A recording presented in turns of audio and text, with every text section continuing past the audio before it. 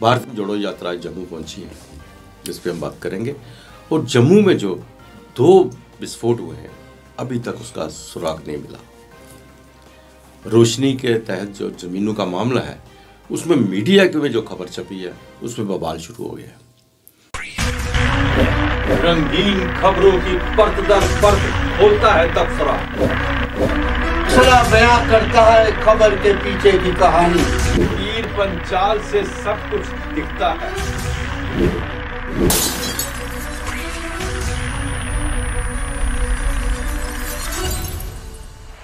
नमस्कार, तबसरा आज दोपहर तक में एक बार फिर आपका स्वागत है। और मैं हूं दर्शपाल गुप्ता और मेरे साथ हैं वरिष्ठ पत्रकार सतीश वर्मा जी। सतीश जी, तो बात करते हैं भारत जोड़ो यात्रा की। आज सांबा से भारत जोड़ो यात्रा जम्मू पहुंची है। जम्मू आज विश्राम करेगी। सवारी चौक में भी एक काफ़ी बड़ा उनका जनसभा हुई है। और उसके बाद राहुल गांधी ने भी मंदिरों में चक्कर लगाए हैं। और इस बीच में इनके साथ जयराम रमेश, इनके जो प्रवक्ता चल रहे हैं, सीनियर कांग्रेस के लीडर हैं, उन्होंने भी बड़े आरोप लगाए हैं केजरीवाल के ऊपर और कांग्रेस से निकले हुए गुलाम नबी आज़ाद के ऊपर भी कि ये भारतीय जनता पार्टी की बी पार्टी है। उन्होंने तो कहा था कि जैसा हमने भी चर्चा की थी कि जो गुलाम नबी आज़ाद है वो नेशनल पार्टी बनाने जा रहे थे, अब डोडा पार्टी बन के रहेगी, डोडा आज़ाद पार्टी रहेगी। टीएपी डोडा आज़ाद पार्टी है और केजरीवाल जो है उनका दूसरा रूप है। नहीं, आप बिल्कुल ठीक कह रहे हैं। देखिए, हम अगर देखें पिछले राज्यों की यात्राओं में लोगों की भागीदारी की बात, तो हमें लगता है कि हालांकि लोग काफ़ी जुट रहे हैं, इसमें कोई डिनाई नहीं है। कल को कांग्रेस वाले कह दिए हम उनको अंडरमाइन कर रहे हैं, लेकिन इतना हम जरूर कहेंगे जिस प्रकार पिछले राज्यों में पंजाब तक भारी अपार जनसमूह मिल रहा था, उस स्तर का भीड़ हमें अभी दिखाई नहीं दे रही जम्मू में। जो लखनपुर में जुड़ी थी, लेकिन उसके बाद जब आगे बढ़ते गए कठुआ और से लेकर आगे सांबा अब जम्मू पहुँचे, तो हम समझते हैं कि ये कहीं ना कहीं प्रदेश कांग्रेस कमेटी के स्तर पर ये कहीं ना कहीं नेग्लिजेंसी है। ये उनकी वजह से ही वो लगता है कि वो कन्वे नहीं कर पाए पूरी तरह, उसको प्रोपगेट नहीं कर पाए। जिस तरह पंजाब में कई दिनों से लगातार हमें जानकारी मिल रही है, इसकी तैयारी में काम कर रहे थे। हालांकि खबरें छपती रही कांग्रेसियों की कि वहाँ मीटिंग हुई, वहाँ मीटिंग हुई, वहाँ मीटिंग हुई, लेकिन मीटिंगों का लगता है बहुत ज़्यादा असर नहीं। जो भी भीड़ आ रही है वो राहुल गांधी की वजह से आ रही है, प्रदेश कांग्रेस कमेटी की वजह से नहीं आ रही। मैं समझता हूँ अपेक्षाकृत कम भीड़ है। और जहाँ आपने बात करी जयराम रमेश की, जयराम रमेश, देखिए हम समझते हैं कि जयराम रमेश चूँकि इस यात्रा के एक अहम किरदार हैं, राहुल गांधी के अलावा और भी हैं, योगेंद्र यादव, तमाम लोग हैं, उसमें दिग्विजय सिंह भी हैं, बड़े बड़े कद्दावर नेता चल रहे हैं। लेकिन हम समझते हैं कि हालांकि जयराम रमेश ने बड़े ताव में आके बात कही है कि असदुद्दीन ओवैसी AIM के और आम आदमी पार्टी केजरीवाल और डेमोक्रेटिक आज़ाद पार्टी के गुलाम नबी, उनका DAP का मतलब अब डोडा आज़ाद पार्टी हो गई है। मैं समझता हूँ कि आज़ाद के मामले में उनको थोड़ा परहेज करना चाहिए था। परहेज इसलिए कि आपके समकक्ष नेता रहे हैं पिछले दिनों में, कम से कम कुछ छोटे भैया नेता बोले तो सामने बात आती है। तो मैं समझता हूँ आज़ाद को ऊपर कटाक्ष तो उन्होंने बड़ा गंभीर किया है। और उधर हम एक वीडियो और देख रहे थे कि आज़ाद के जो सिपासालार बने हुए, जिनको प्रवक्ता बनाया, वो कांग्रेस पर गिरा रहे थे इसी बयान के ऊपर। तो मैं समझता हूँ कि कांग्रेस के लिए जम्मू में जो उम्मीदें थी कि ना जाने क्या जन सैलाब जुटेगा, अभी वो उस तरह का जन सैलाब हमें जी, आप बिल्कुल सही कह रहे हैं। हमने परसों भी इस बात की चर्चा बिल्कुल कि कांग्रेस की अपनी जो प्रदेश कांग्रेस की जो राजनीति जो है, उसकी राजनीति है, कार्यशैली उनकी गलत। आज वकार रसूल से किसी ने पूछा चौधरी लाल सिंह के बारे में, कहता हाँ वो आए थे, काफी लोग वहां पे आए थे स्वागत करने। उन्होंने कहा चौधरी लाल सिंह से आपकी बात नहीं, मैंने उसको देखा ही नहीं। हाँ, मतलब ऐसा उनका गैर जिम्मेदार बयान है, गैर जिम्मेदार बयान, मैंने उसे देखा ही नहीं है। और दूसरी बात, सबसे बड़ी ये बात ये है कि यात्रा में किसी किस्म का विघ्न नहीं डाला गया। हाँ, ये तो बात ये सबसे बड़ी बात है। हमने शुरू से जब यात्रा चली थी, बिल्कुल तभी से हम यात्रा को कवर कर रहे हैं, बिल्कुल तबसरा के जरिए, न्यूज़ के जरिए, तभी से जब यात्रा के बारे में बात कर रहे हैं। यही सबके विचार थे कि यात्रा यूं ही यूपी में पहुंचेगी, शायद पथराव होगा, वहाँ पे कुछ होगा, क्योंकि जब साउथ से बाहर आएगी यात्रा पे वो ये संकट आएगा, वो आएगा, फिर पंजाब में आएगी तो ये होगा, वो होगा। लेकिन इसमें हम कम से कम प्रशासन की इस बात की हम प्रशंसा करते हैं, और भारतीय जनता पार्टी का भी इसका में नाम लेंगे हम कि उन्होंने भी किसी किस्म की, प्रशासन ने भी किसी किस्म की इस यात्रा में खलल डालने की कोशिश नहीं की। उन्होंने कहा अच्छा आप कर रहे हो यात्रा, आप कर ही लो पूरी ऐसे। नहीं, ये बात वास्तव में काबिल तारीफ है कि चाहे वो शासन भाजपा शासित सरकारों का रहा, और उस समय मध्य प्रदेश पड़ा, कर्नाटक पड़ा, या गैर कांग्रेसी जो भी रहे या कांग्रेसी रहा, किसी भी एडमिनिस्ट्रेशन स्तर पर इसमें ना व्यवधान पड़ा, ना कहीं टीका टिप्पणी हुई। हाँ, ये जो हम कहेंगे कि भाजपा का जो IT सेल है, उन्होंने बड़े मीम बनाए, बड़ी अजीबोगरीब खबरें, आपत्ति खबरें, बहुत कुछ चलाए। लेकिन हाँ, ये जरूर है, हमें याद आता है कि जब पंडित श्यामा प्रसाद मुखर्जी आए थे यहाँ, तब तक पठानकोट तक का चक्कर था, परमल लेके आना पड़ता था, और जिन्हें बाबा कौम कहा जाता है, शेख मोहम्मद अब्दुल्ला, उनकी हुकूमत थी। तो उनको यहाँ से जब उन्होंने रावी नदी क्रॉस की, लखनपुर की ओर आगे बढ़े, तो उनको अरेस्ट करके श्रीनगर जेल में रख दिया, उनकी मिस्ट्रियस हालत में मौत हुई।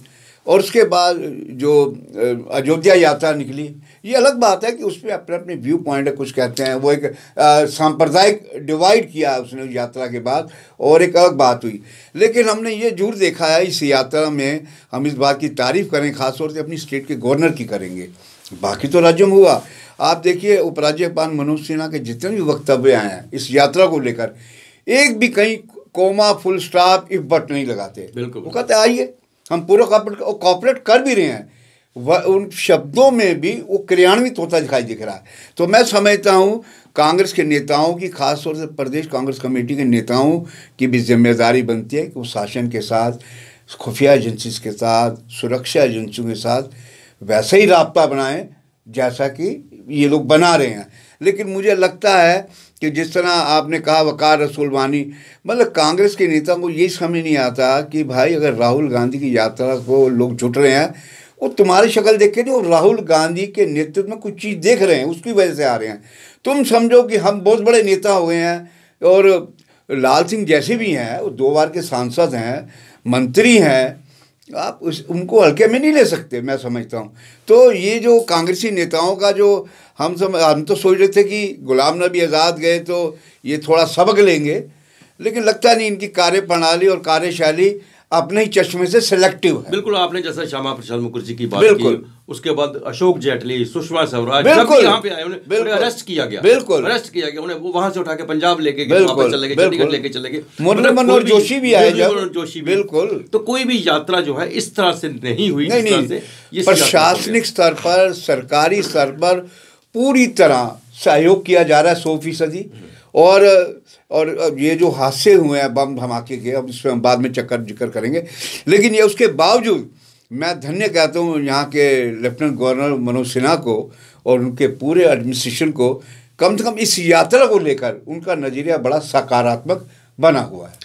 सी जी, आपने बम धमाकों की बात की, तो जो बम धमाके हुए हैं जी, उनका अभी तक कोई सुराग नहीं मिला जी, कुछ नहीं अभी तक पुलिस ने बताया कि वो क्या था, ना कोई सिक्योरिटी वालों ने बताया, ना कोई चीज़ सामने आई, कैसा धमाका था, किस लिए, मकसद क्या था धमाके का, अभी तक नहीं पता चला। देखिए ये बड़ी चिंता की बात है। पिछले हम तो लगातार चर्चा कर रहे हैं PP लाइन पर, और देखिए ना उस दिन खबर ये भी उड़ी कि 2 नहीं 3 बम धमाके थे वो।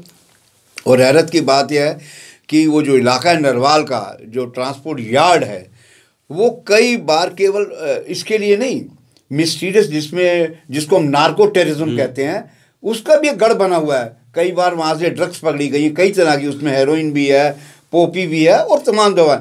लेकिन हैरत की बात है कि वहाँ का आखिर देखिए, इसमें सबसे बड़ी जो कमी हमें अखरती है, मुझे याद आता है जब 9/11 का हमला हुआ WTC पे अमेरिका में, तो तब जब उनके एनालिसिस किए गए तो उन्होंने कहा कि हमारा सब कुछ सिस्टम ठीक था, लेकिन हमारा काउंटर इंसर्जेंसी जो सिस्टम था वो हमारा कहीं मजबूत नहीं था। मुझे भी यहाँ ये कमी लगती है कि काउंटर इंसर्जेंसी जो सिस्टम है, मेरी कई विशेषज्ञों से बात हुई जो डिफेंस से रिलेटेड है, मैंने उनसे जानने की कोशिश करी, चूँकि आदमी सीखता है ज़िंदगी भर, तो हमने कहा भी क्या लगता है, कहते हैं इसमें लगता है कि जो काउंटर इंसर्जेंसी जो इनका सिस्टम है, मैकेनिज़्म है, उसमें अभी और ठीक करने की ज़रूरत है। मुझे याद आता है एक बार BSF के DG आए थे, मैं सारा TV का हेड था सांबा में, तो उनसे मैंने एक सवाल किया था, वो बहुत बात कर, मैंने कहा क्यों नहीं आप उस नज़रिए से सोचते कि आतंकवादी आ रहे हैं होल करके बॉर्डर पे तार काट के, और उसको वहीं ट्रैप किया जाए, तो उनको कहना पड़ा था कि आपका सवाल हालांकि तीखा है, लेकिन हम उस नज़रिए से भी देखना होगा, चूँकि अपराधी जिस तरीके से अपराध करने आ रहा है उसको हमें उसकी मॉडस ऑपरेंडी को भी समझना होगा और उसी अनुसार हमें रणनीति बनानी होगी। तो यात्रा तो कल यहाँ से आगे निकल जाएगी। हाँ, लेकिन सबसे बड़ी बात है कि अभी आपका रिपब्लिक डे आने वाला है, 26 बिल्कुल। जनवरी आ रही है। देखिए ना, गवर्नर साहब ने मीटिंग ली, उनको टाइम बाउंड दिया, उसमें डीजी सीआईडी थे, उसके अलावा एडीजी जम्मू थे और चीफ सेक्रेटरी, प्रिंसिपल सेक्रेटरी, तमाम लोग थे। ये एक डिटेल खबर है, इसमें ज़रूर जो हम जिक्र करना चाहेंगे एक्सेल सर का, संजीव परगाल का, कि उसमें डिटेल है कि 6 घंटे चली मीटिंग में जो हमारे सूत्र भी बता रहे हैं पीपी न्यूज़ लाइन के, कि उसमें संतोषजनक बिल्कुल जवाब नहीं आया।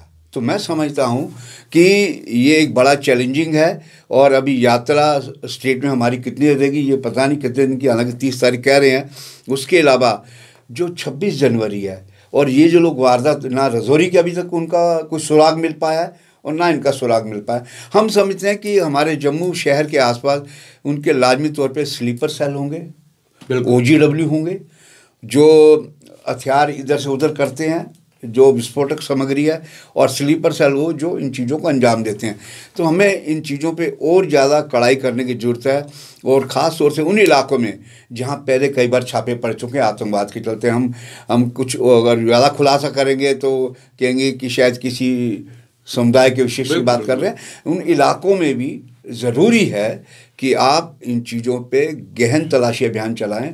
क्या पता, हमें तो एक बार ये भी खबर मिली थी, बहुत पुरानी बात होगी, DPR पुलिस लाइन में आके पुंछे कुछ लोग रुके थे, तो कहने का बोलो आप, ये कई बार चिराग तले अंधेरा, वो स्थिति भी कई बार बन जाती है। सी जी, रोशनी के मामले में जमीनों का जो मामला सामने आ रहा है, उसमें जो अशोक गुप्ता है, उसने भी कुछ नाम की लिस्ट वहाँ पे एक घोषणा की थी, ये लोग हैं, ये इनके पास इतनी ज़मीनें हैं। आज मीडिया में एक रिपोर्ट आई है, उसमें भी कुछ नाम ऐसे आए हैं जिन्होंने रोशनी एक्ट के तहत, उनके पास बड़े बड़ी जगह है, उनमें बड़े बड़े हाउसेस हैं, ये हैं, लेकिन इसको लेके बवाल उठा है। जिनके नाम आए हैं वो भी उस पर बोल रहे हैं, और जिनके नहीं आए हैं, जो नहीं है, वो भी बोल रहे हैं इस बात को लेके कि इनमें एक भी भारतीय जनता पार्टी का आदमी नहीं है जिसके पास जमीन है। बिल्कुल। जिनके भी नाम आए हैं वो भारतीय जनता पार्टी के बाहर के हैं। देखिए, मेरी सवेरे शेख शकील अहमद से बात हो रही थी, वो इन चीज़ों को PIL के ही डाल चुके हैं, और वो एक पुराना ऑर्डर बता रहे थे जिसमें दिल्ली इलाके का, जिसका एक कारोबारी का जिक्र किया गया है। तो वो कह रहे थे कि हमें समझ नहीं आता कि मीडिया में खबरें कैसे छप रही हैं, ये वो खबरें नहीं हैं जो छपनी चाहिए, पूरी सब आधा अधूरा सच है। तो उनका कहना ये था, और देखिए ना, ताज मोइनुद्दीन का जिक्र है, उन्होंने फट कहा जी मेरे खिलाफ एक साजिश है, और हमें याद आता है गनी कोहली जो राजौरी से BJP केंद्रीय कैबिनेट मंत्री रहे PDP BJP सरकार में, और उनका तो बाकायदा केस चल रहा था सुनियों में, उन्होंने ETT कार्य खोल रखा था और पता नहीं बैंक को क्या दे रखा था, बड़ा कुछ कर रखा था, जिक्र नहीं है। और भी ऐसे लोग हैं जिनके बारे में कहीं जिक्र नहीं है। तो मैं समझता हूँ कि रिपोर्ट क्या, मीडिया में जो रिपोर्टें आ रही हैं, तो अब समझ नहीं आ रहा क्या मकसद है, क्या कहना चाहते हैं। लेकिन ये ज़रूर है कि पॉलिटिकल अगर पार्टीज़ की बात करें तो हम सब नेता को जनरलाइज नहीं कर सकते। हम इतना जरूर कहेंगे इस हमाम में सब नंगे हैं। ये था तबसरा आज दोपहर तक का। बाकी खबरों के लिए आप देखते रहें PP न्यूज़ लाइव। नमस्कार। नमस्कार।